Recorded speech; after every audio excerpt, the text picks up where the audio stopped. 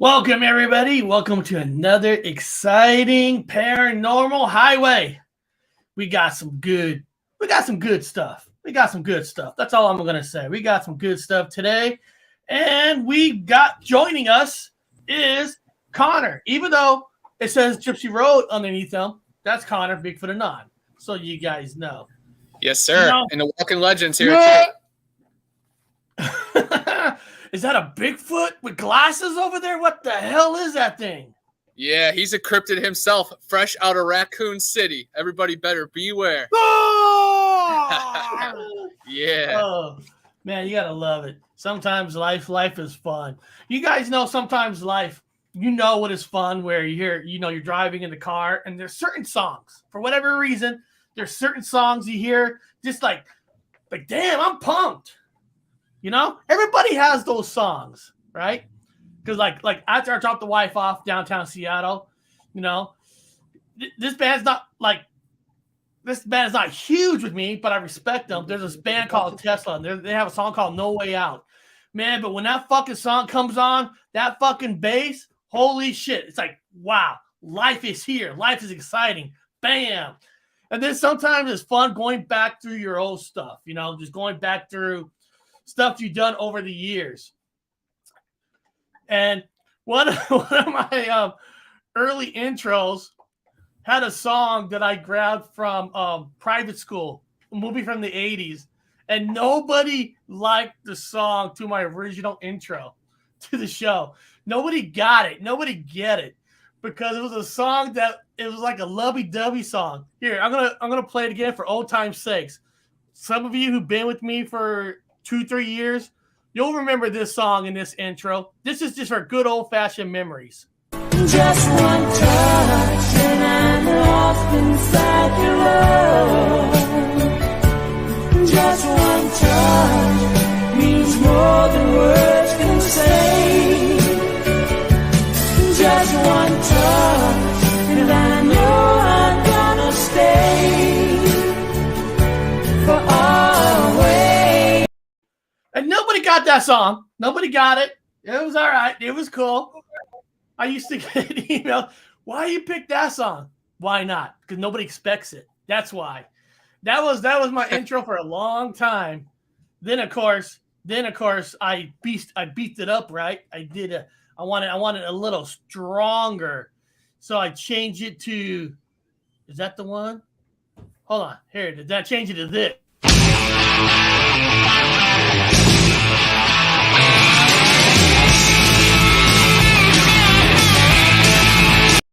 Because sometimes you just need that guitar sound to say, fuck, we're on. It's just memory lane. It's fun. Memories is what makes everything. When you go on your research, you find that footprint, you find that UFO. Those memories stick with you. There's moments in your life that, you just can't, no government, no taxes, nothing can take that away from you guys. You guys can see I'm just having fun time. It's exciting. We got Spooky Morales in the house. We got Terry Brown in the house. We got Danny Stanton in the house. Let's see. We got Scott Morin in the house. And then Suzanne Ann. I think she has to go because real early in the morning, but she wanted to say hi. We got Shelly, Happy Feet Gal. She's my Australian girl. And then all that. And we got the Squatching Cowboy. How's it going? I was almost going to put on his shirt today. But I go, he's not going to show up. I don't even want to put on his shirt when the man shows up. He's not going to show up. And even though it says Aaron Roca, that's Joey Roca. He's the if you're into flat Earth, that's a flat Earth legend right there. So if you guys are flat Earth, you guys should get a hold of Joey Roca. He'll teach you whatever you want to know in that spectrum. But beyond that, guys, there's no world news today. We're going straight into some Bigfoot.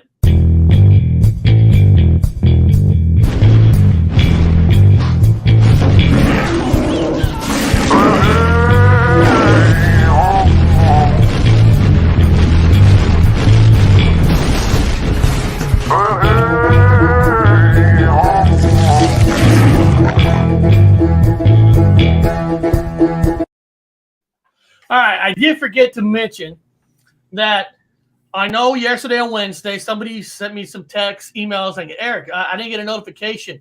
Those shows that came out yesterday, not yesterday, not last night, during the day, and I'm going to do it on Saturday, are clips from segments of our show we did Monday and Tuesday. The Bigfoot segment, UFO segment, and paranormal. There are some people out there, that they only want their segments. For whatever reason, they can't handle paranormal Bigfoot mixed together. So for those people, I split it. I'm going to do it on Saturday also. I'm going to split it. So if you're that kind of person that's only into UFOs, that don't want to watch anything else, well, on Saturday, you'll have that UFO segment, Bigfoot segment. I'll break it up. For those of you who cannot stand the fact that two can pre-exist, I don't know why. Don't understand it. But I'm going to try it out. I'll see how it goes. And it is some additional work I got to do. Now, this first Bigfoot video is another strange noise. It seems like there's a lot of strange noises, and I'm noticing more and more with these noises, and I like hearing them because now I start hearing different, they start becoming familiar, and I try to remind myself, what was that scream like when I was a kid when I heard it? I'm hoping that when I listen to these voices, these noises, that it might remind me and trigger, that's the noise. That's what I heard. That's why they're intriguing. So here we go. Oh my God.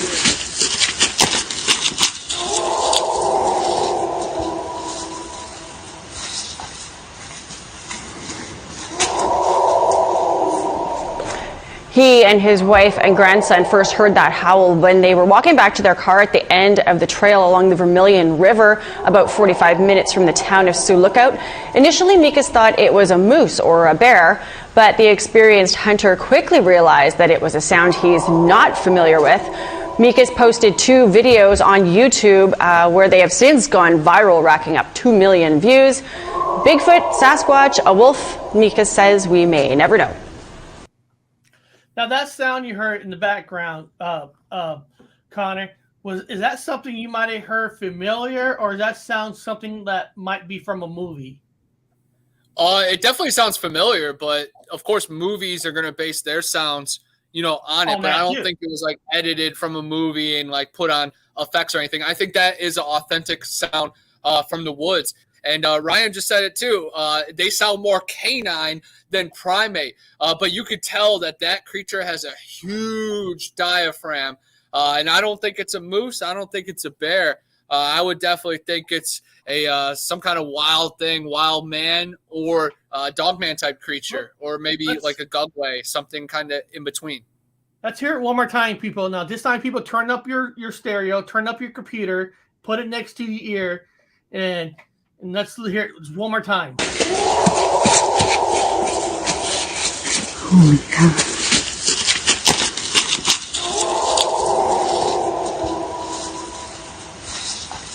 Yeah, it's always neat. It's always neat hearing stuff, and I'm looking for other audios, trying to combine. Now I'm not going to be one of those.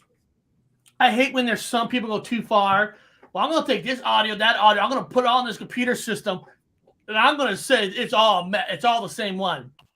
Listen, animals can sound almost the same. It's not. I mean, there's some people that sound like me, and there's some people that sound like Connor. So, and people who do that, who even knows if they're giving you the honest truth, or they just want to look, see, I'm a skeptic. See, I approve. These 2 audios don't match. So you got to watch out for those people too, because there's people that try to make the names for themselves as the skeptic, as the enemy. Happens all the time.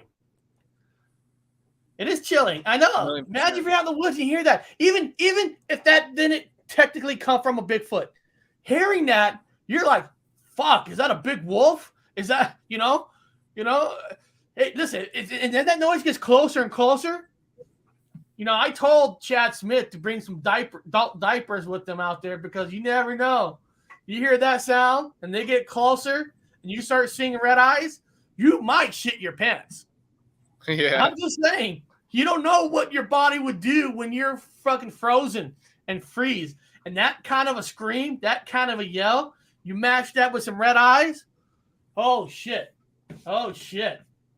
Now, here's one. It's called Bigfoot or Werewolf in the Mississippi area. So this is nice. Bigfoot or Werewolf in the Mississippi area. Let me get rid of this one tab so I don't have 10,000 tabs. Here we go. Investigation, but we'll keep you up to date. And finally tonight, werewolf, Bigfoot, missing link, perhaps an elaborate hoax. The people in Taylor, Mississippi would like answers to these very questions. Our own Amber Maddox is in the field to follow the story of Horror in the Hamlet. For residents of tiny Taylor, Mississippi, it's the classic case of things that go bump in the night. Strange noises, unexplained shadows, and dogs barking for no reason have become the norm, all associated with what many in the area called the swamp booger. Now, I blew it up so you can probably see it a little better. But a recent photo taken by local Tina Bragg may have just substantiated what has long been considered a myth. Now, I reckon you can really see it there. And is that one scary looking something? I'm going to pause it right there for a mouth. second. I'm going to pause it because it's kind of neat when you actually get a close-up. Because right there, you can see like the eye, the white eye, and like his teeth coming out. Now, I don't know about this picture. I haven't seen everything out there. Connor might have. Is this a picture that you've seen before, Connor? I think recently I just saw this clip, so that's just cool that it all comes together. But no, I haven't posted it, or I don't have it saved to my phone yet or anything. But I do kind of remember it, and it's pretty impressive right there. You can see the ears, you can see kind of the teeth and the jaw makeup, and maybe the eyes, or maybe a reflective glare off like half the eye. But it's impressive, man. And again, trail cams and security cams, they're not going to be 100%, but there also do catch anomalies, and they do catch these creatures. So when people say, oh, the trail cams won't work, no, there's 100 Southern women in each of these states that have trail cam photos just like what this. If, like Sean G wrote, looks a bit demonic? What if technically, well, I'm just saying, what if technically that is not a werewolf or Bigfoot or Dogman? What if that's the devil? I'm just saying, you know, possibilities. You gotta open up possibilities. What if, you know, if you believe in heaven, then you have to believe in hell. You believe in God, you have to believe in the devil. I mean, one comes with the other. And if you can believe that, then, you know, I'm not saying, I don't think it's a devil or demon. I think if that's the real deal, it probably is what you're saying, a werewolf to Dogman kind of a creature. Yeah, it could be a bloodhound, a upright canine, a biped canine. There's so many of these devil dogs out there, and jackals and Anubis type creatures. Like, it could be a shadow, but it looks like it's physically there. To me, if you shot that thing, it would bleed. And let's hear what the lady got to say some more. Look at that mouth. Look at that eye. That ain't your natural dog running around in the bushes. A sudden rash of animal mutilations and strange droppings have many believing that the mysterious creature is anything but a myth. I ain't never seen nothing like that. Aubrey Dale is a cattle farmer and was once skeptical of what he considered a fairy tale.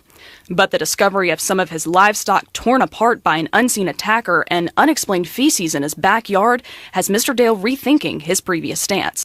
And listen, people, these people are farmers. When that happens, they lose money. That's food that they sell. They're not going to come out and kill their own animals just to be on the news, because that's thousands and thousands of dollars for each animal that happens to. So when people say, well, they probably done it themselves for publicity, they don't make a lot of money. What people think they do. You know, farmers, every money they make goes right back to the farm. So when right there, you see 3 animals.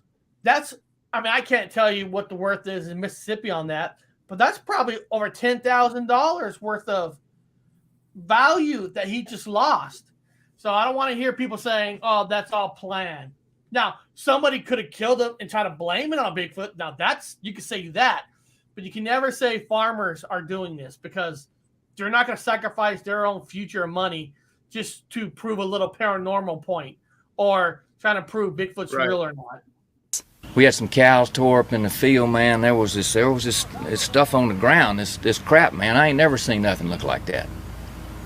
Though many in the area believe that this is the work of a Sasquatch, local Billy Teague is convinced this is the work of a creature from Cajun country known as the Lugaroo. Man, mutilating animals, cutting animals' heads off, howling at the moon. That's the Lugaroo, all right. And I promise you, the worst is yet to come. For now, local authorities aren't commenting on their investigation, but they are looking into the reports that grow in number with each. Now, Monster Radio just wrote that this was a mockumentary. It's a fake. So are you saying the whole thing was a fake? Somebody did kill the cows on purpose? I mean, I don't know. I don't live over there, and I don't know every folklore story. I think he's saying that no cows were harmed during the filming of that documentary. I think it was just a fictional movie that it was supposed to be like a werewolf documentary. But yeah, that's why it's important for all of us to be in this, because so many pictures, so many blurry stories, it all links together. So yeah, man, thank you, Ryan, 100%. But still interesting, all nonetheless. Let me see here. No, this was all done by studio for promotion on a mockumentary. That's good to know. Once he said that, and then I started looking at it, I was like, oh, it does kind of have like a generic landscape to it, just like a Channel 7. Like it didn't have, but it is still interesting. Oh, it is, and this is why we do this, because the news don't know the answers. People like Monster Radio, people like yourselves, who might know these areas, might know this better than we all do. So I appreciate that, Monster Radio, for letting us know. That is awesome. That's work at its best right there. So, all right. Well, that was cool for the Bigfoot side. Guys, let's jump on over to some paranormal.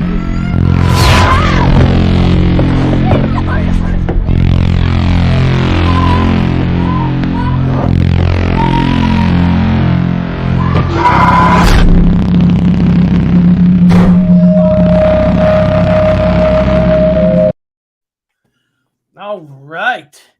This first paranormal is Paranormal Pro inside an abandoned NS coal mine. North S. What state's North NS? That was the title, NS. I'm trying to think of North. I know there's North Dakota. Yeah, that's ND. That's ND. It's NS. Maybe they'll say in the video. So this is a coal mine that's haunted.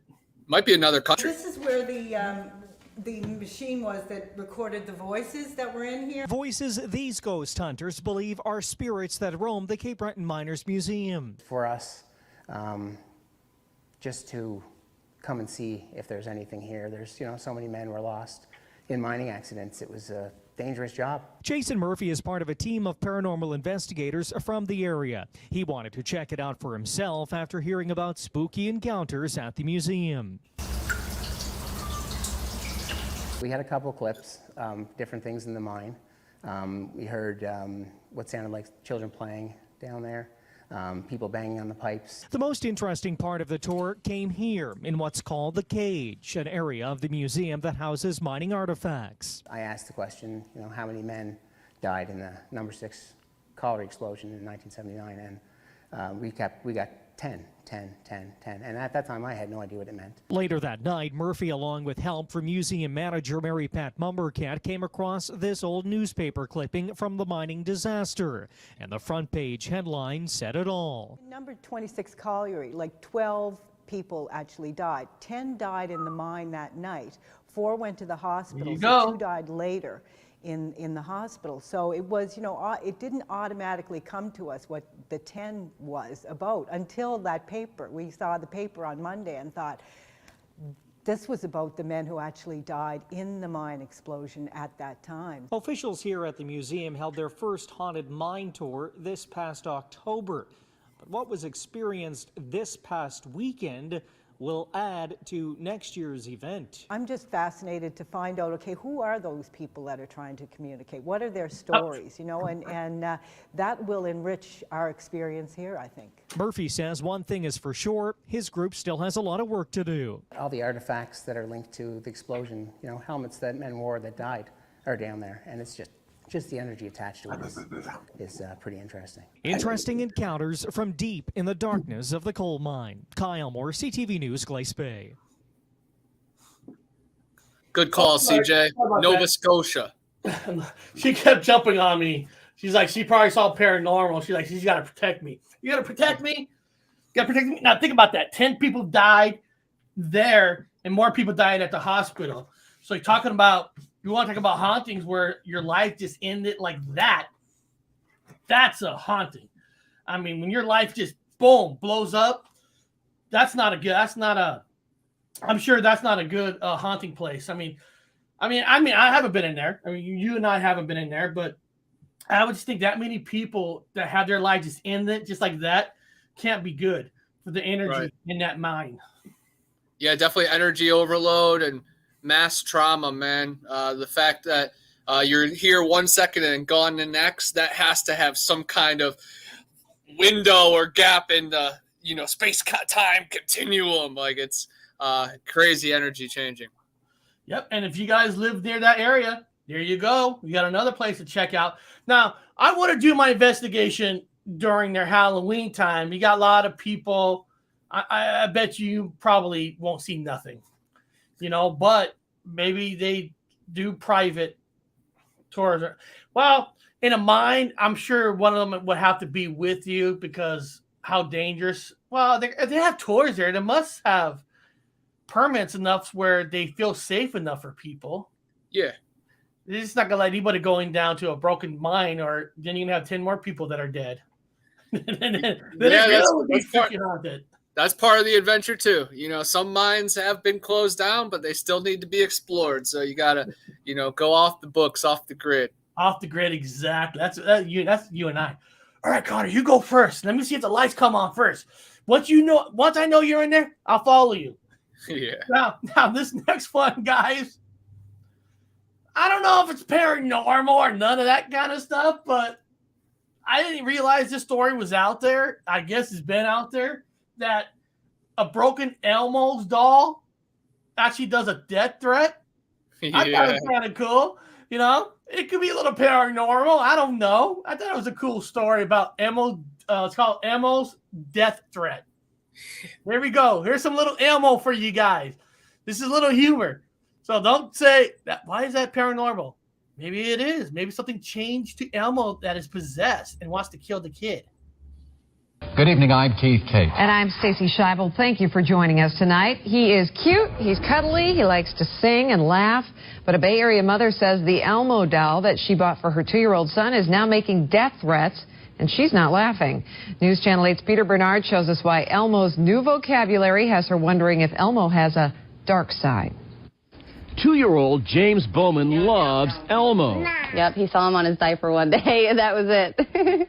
Walk into his Lithia living room, and you notice there are Elmo dolls everywhere. James even has Elmo slippers.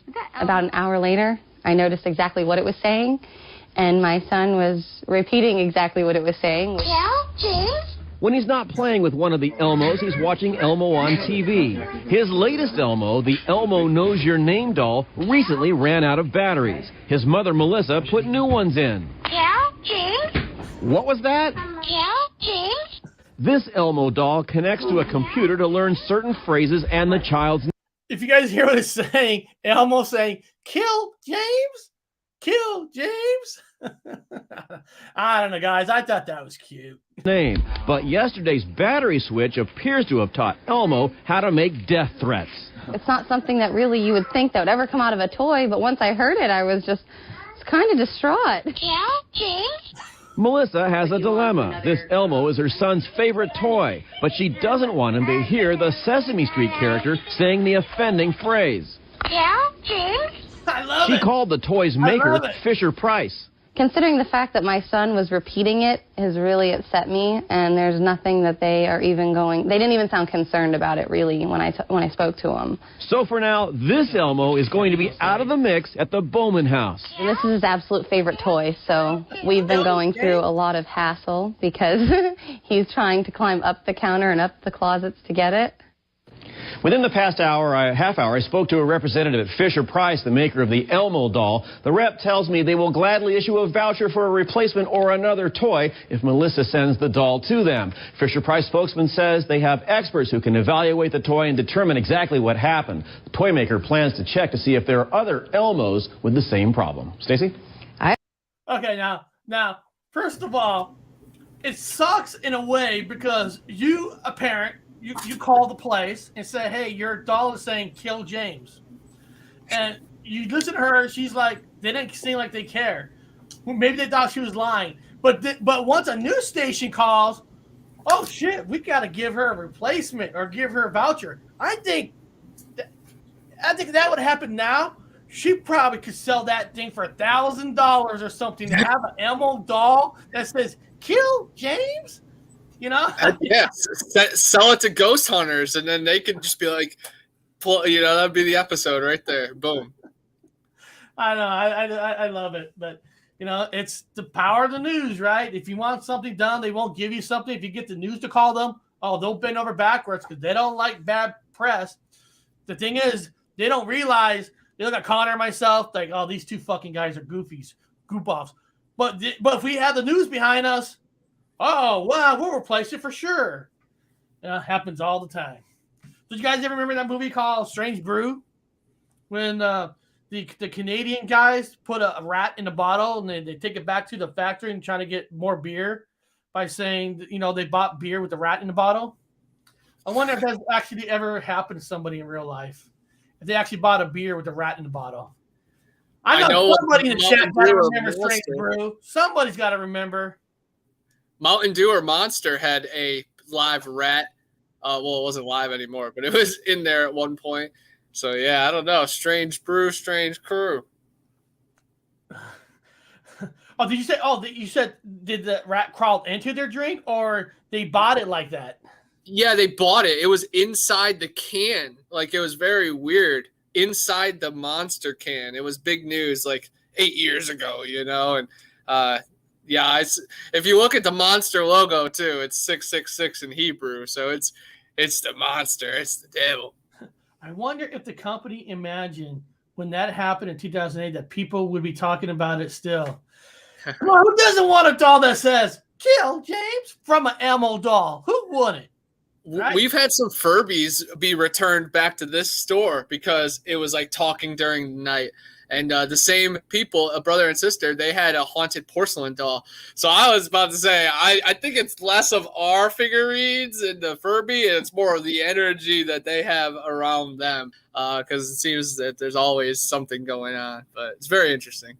And I was messing around with the Crash Bandicoot Tiki guy right here, because just imagine him if he started saying, kill Connor, kill Eric, Dr. Wu. Doll. Yeah.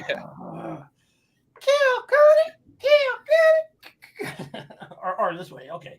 And Danny Stanton, I see you in the chat. Don't think I can't see you. Right now, Bob's getting hurt why is my leg hurt right now? Why is my leg hurting? Wouldn't it be nice if I had that power? I'm joking. I wouldn't want to put harm on anybody. Guys, let's go on the UFO.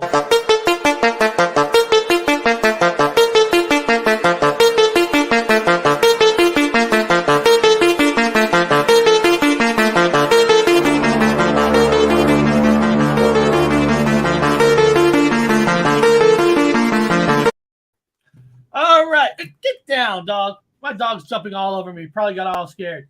Now, Connor, do you remember last night we got a guest that's coming to our show coming up? Do you remember the name of that guest who's coming to our show next week?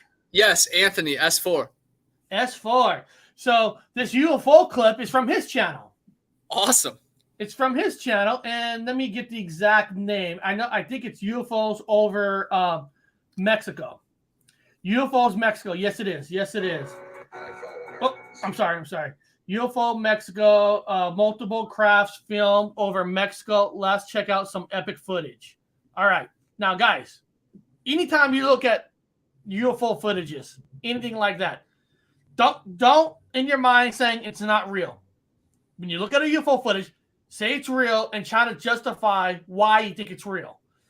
Don't get the negative part out, because UFOs are harder than anything else. It's harder than paranormal. It's harder than the Bigfoot, because you're looking in the sky. So look at this lights that's in Mexico. Let's see. Anthony here from Unidentified S4 YouTube channel. So what we got here are 4 objects coming out of the northwest sky of Mexico. Check out this formation. These UFOs are booking. They're doing some amazing maneuvers at some very high rates of speed. I absolutely love the tight grouping in the formation and how they open up and retighten the group formation. Again, as you can see here, I blew up the image. I'm gonna continue it. See, right off the bat, when I'm looking at this, first of all, you can say that these are not drones, because these things are moving way too fast.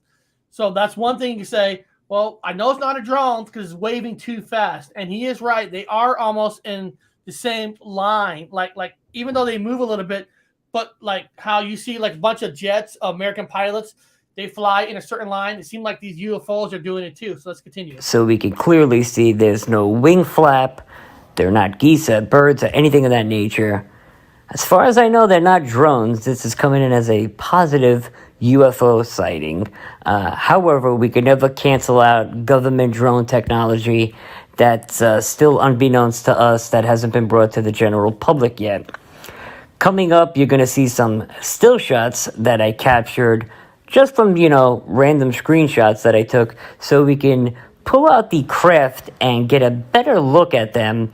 I always feel that when we blow up the craft, you can get a little more pronunciation, a little more pronouncement on the craft. So here you can kind of make out the shape, but then again, they're going at a very high rate of speed. I'll leave that up to your interpretation. I would love everybody to like, share, subscribe, and comment down below. I think the objects. I'm gonna press pause while it plays behind it. The first thing I guess if I'm gonna ask, are they repeating the footage? Because by how fast it's going, I would think it would hit Earth by now. I would just ask, is it repeating that footage? But it's pretty good, because the color dims kind of in and out.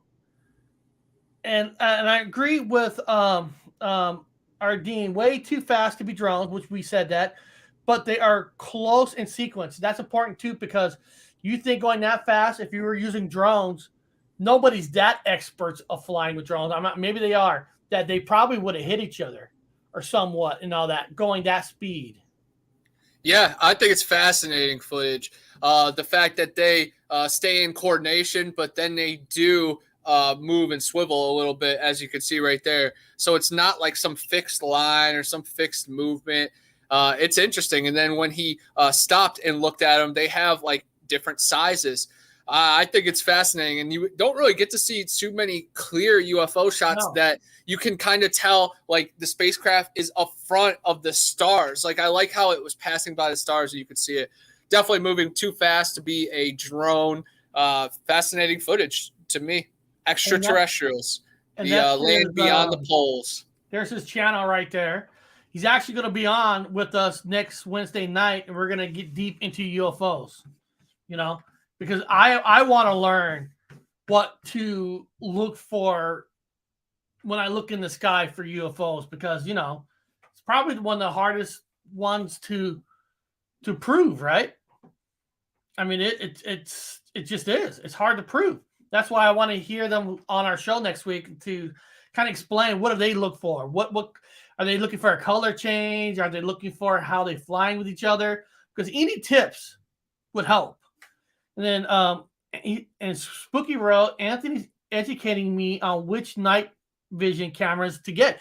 That's a good one too. Is there a better piece of equipment that's better for that kind of a sighting, because you're capturing not just a UFO sitting there. If you're trying to capture speed, some cameras can't really capture that speed that well, because it might look like it's a meteorite versus, and better cameras can they got cameras that you could do a video of it and then snap it as pictures at the same time. I mean, it's amazing. Now, some of these cameras are over thousands of dollars, but I'm curious. I want to learn what kind of camera he's going to tell Spooky what to use. That's a good question. I'm going to write down for next week. Now, this next one is actually from a friend of the channel, Journey to the Other Side. And he wrote, it's a storytelling type of video. It's called UFO Battle over Los Angeles. So this is a UFO battle story from him about Los Angeles. Let's hear it. On December 7th, 1941, aircraft and naval vessels from the Empire of Japan attacked the United States military base at Pearl Harbor. 1941. First of all, guys, I got to tell you this. This movie's so fucking underrated. Critics don't know what the fuck they were watching. That movie, 1941, it's actually a Steven Spielberg movie.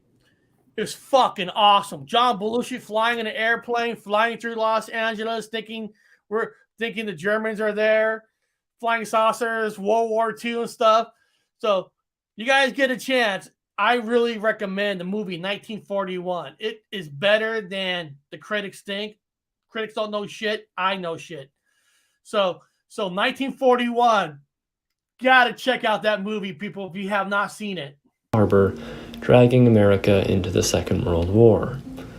Although this would be the first attack on the land of opportunity since the War of 1812, it wasn't even a full year before the next one occurred. On February 24th, 1942, following the attack by the forces of the Land of the Rising Sun, forces from beyond it launched an invasion of their own. On February 24th, 1942, Naval Intelligence issued a warning that an attack could be expected within the next 10 hours. That evening, a large number of flares and blinking lights were reported from the vicinity of defense plants.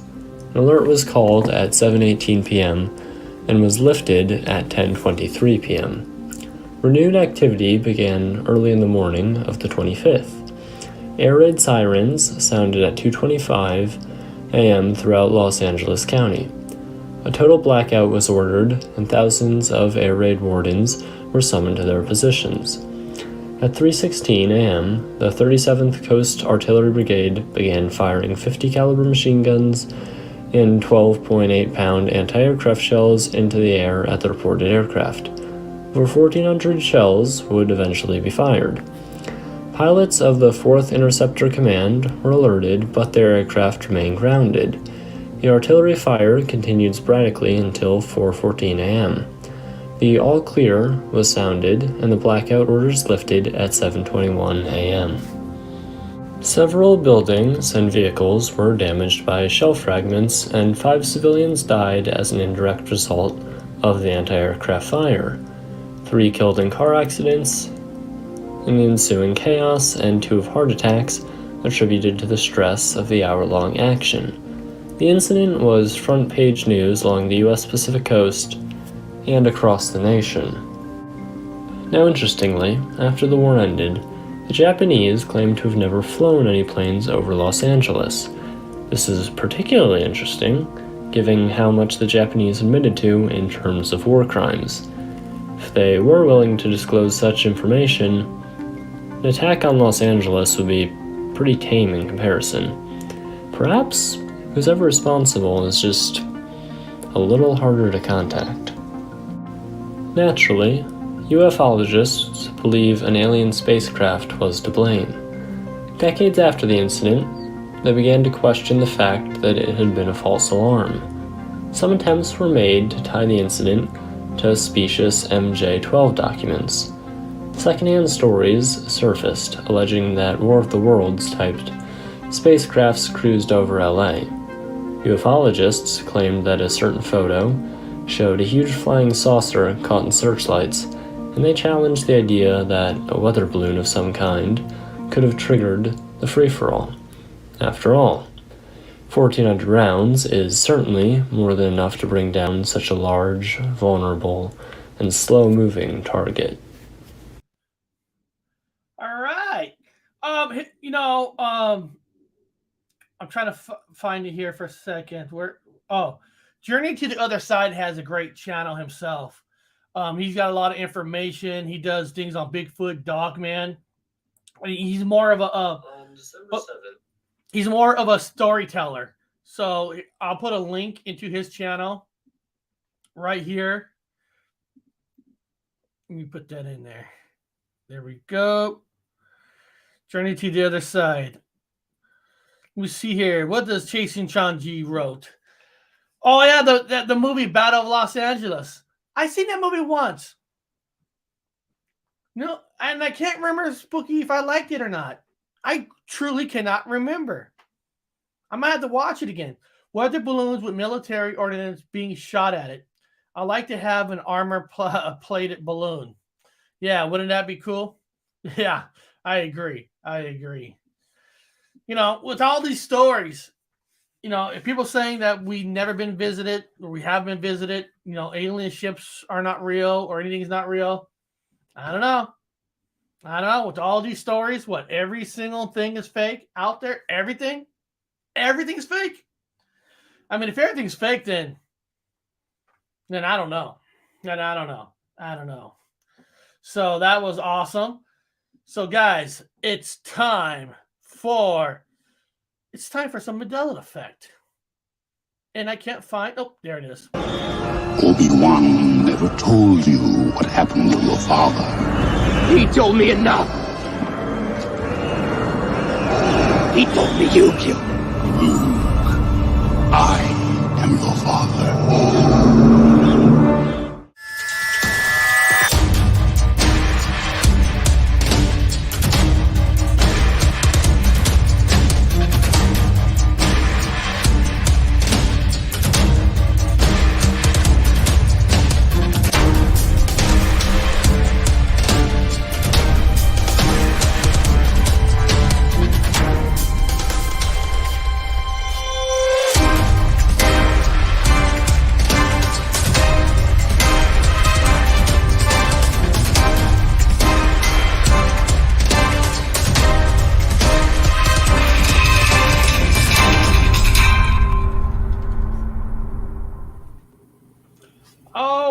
Everybody, why do I hear myself? Oh, okay. I don't think I hear myself now. For a second, I thought I heard myself. That is so weird. Okay, I do. I think I hear feedback. Is that me, guys? Are you guys in the chat? Are you guys hearing feedback? You sound clear to me. Okay, it's gone. It was weird for a second. I heard it too. Yeah, it was strange. I don't know. Now, guys, this is an interesting Mandela effect because this is a Mandela effect that's almost none of us. I mean, I never even realized until I heard this channel named Mandela Affected talk about it, and it's one of those that makes you think and made me do some research and look it up. This Mandela effect it's from Mandela Affected. It's called medical book claim at 2 months, human fetus develop gill slits, yolk sac, and a tail.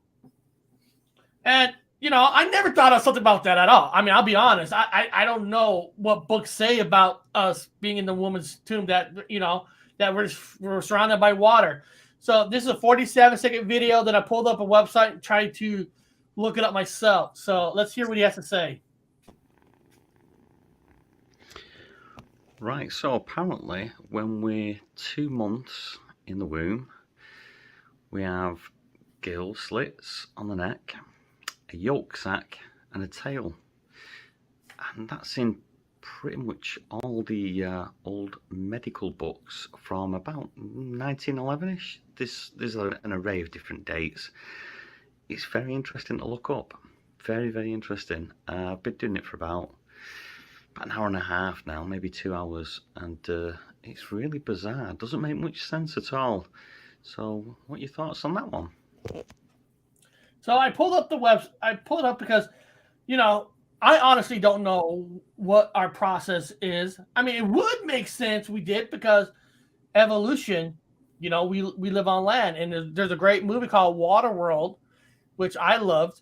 I know a lot of people don't. A lot of critics hated it, but you know, I feel like if we were living it on top of the ocean, the evolution would speed up.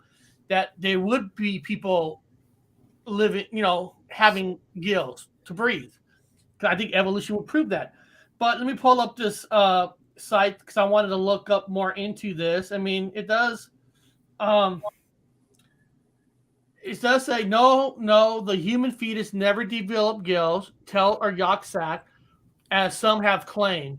The supposed evidence of man's evolution from animals have been randomly proven utterly false. That sounds like I'm putting it down, but I'm not. Because there's some other stuff that's in here somewhere. Unfortunately, many people still believe this erroneous evolution theory that was once widely taught in schools. See, that was once taught in schools and still shows up in museums and books. Now, that's important right there, people. That's important in a lot of different ways because it's telling you that they're saying false, but at one time, these things were in books, were in museums. So what does that mean? It means that sometimes things that you learn in school is saying it right there that a lot of that stuff could be wrong. You know, because I can't blame anybody who thinks that after 2 months we have gills because they were in some books. I mean, how many books do you need to read to know what the actual truth is, right? You would think that we would know around truth from the beginning. Oh, I guess the fetus would be kind of hard because we're not in there, but that's why I did this on purpose because it just shows that there's a museum of books that are having a different story than what we have nowadays. Now, is it because we're living in the times that we're changing it to the way they want it to be changed to the public, or were they just wrong and not have enough technology? I'm just saying it does make you think, and it tells you that not everything's true, what you read or what you see. You know, it kind of goes back to what I always say: when you research something, you got to research something on multiple outlets because not everybody is going to get it right. And for you to make a final judgment on what you want to believe, you want to get yourself enough information from several sources because it tells you right there. And that what he said about gills is in books, and it shows up in museums. It's interesting, though, knowing or thinking that, you know, all of us might have had gills at one point. It makes us feel a little closer to our froggy friends and our fishy pals, you know, in the water. But, yeah, it's interesting stuff. And I think sometimes, like, the movies can, you know, kind of guide us or program us. So we have to read between the lines, see between it all, you know, and it's interesting stuff, definitely. According to Sean G, I've seen babies born with tails. Rare, but seen it. That's true. People have been born with tails. I mean, technically, we all got a butt bone. You know, multiple level research. Exactly. You got to do multiple level of research because there's books that are written that saying differently what we're saying now. Are we getting it right, or do the public want to change things to make money for themselves? It just tells you guys. At the end of the day, you got to do your own research on multiple places. If you're one of those people, and I'm not saying none of you are, but if you're one of those people that have a gatekeeper and you're getting all your information from one person, then man, I feel sorry for you. I feel so sorry for you. You should hear whatever you're studying from multiple people so you can try to get the most proper information that you're going to accept, that you're going to go with. But I'm, you know, we just live in that time where everybody wants to follow one person. I mean, you know, here's a picture here, early stage, gill slits. It shows a diagram of a fetus. no longer taken seriously. Now, of course, is the biogenic law is no longer taken seriously. Nothing's taken seriously. I mean, what can't we take seriously now? Fuck, every day we hear something. Oh, that theory was wrong. Now it's this one. Oh, that theory's wrong. Now it's this one. Oh, that's wrong. Every year something's wrong, and this is the new truth. Oh, this is the new truth. The new truth. The new truth. It's like, did we ever have the truth?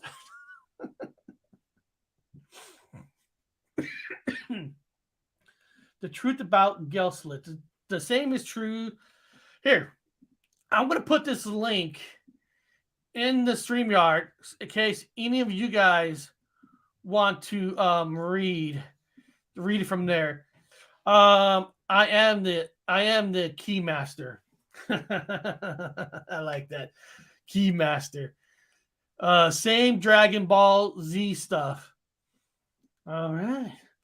So, guys, I hope you enjoyed today's show. I hope you guys enjoyed some information. I thought we had some fun. I mean, if anybody has an Elmer doll that says "Kill Jim," let us know. Maybe we'll buy it from you.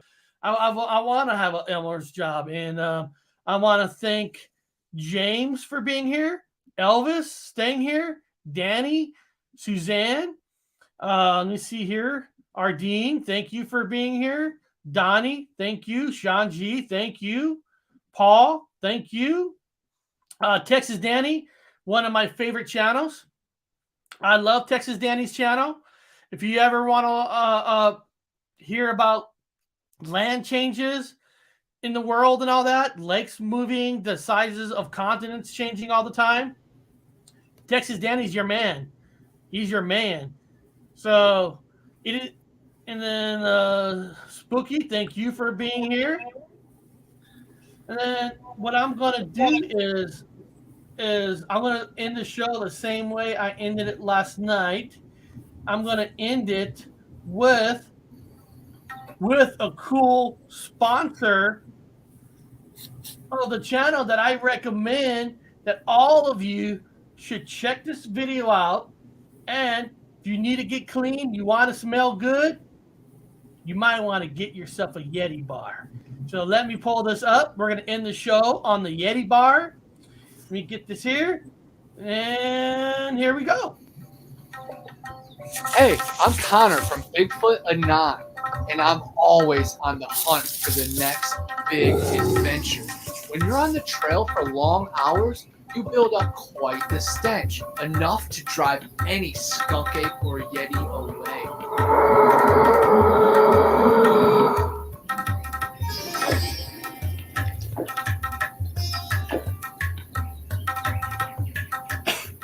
Luckily, I'm on the quest now for the solution to all my problems.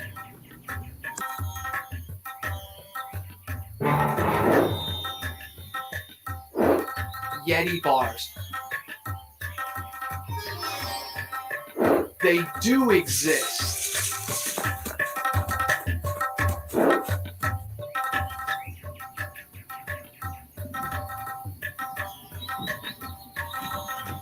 Available in tons of different scents and fragrances. Check out YetiBars.net for more and use my code BA10 for a special offer. Clean like a beast. Yeti Bars!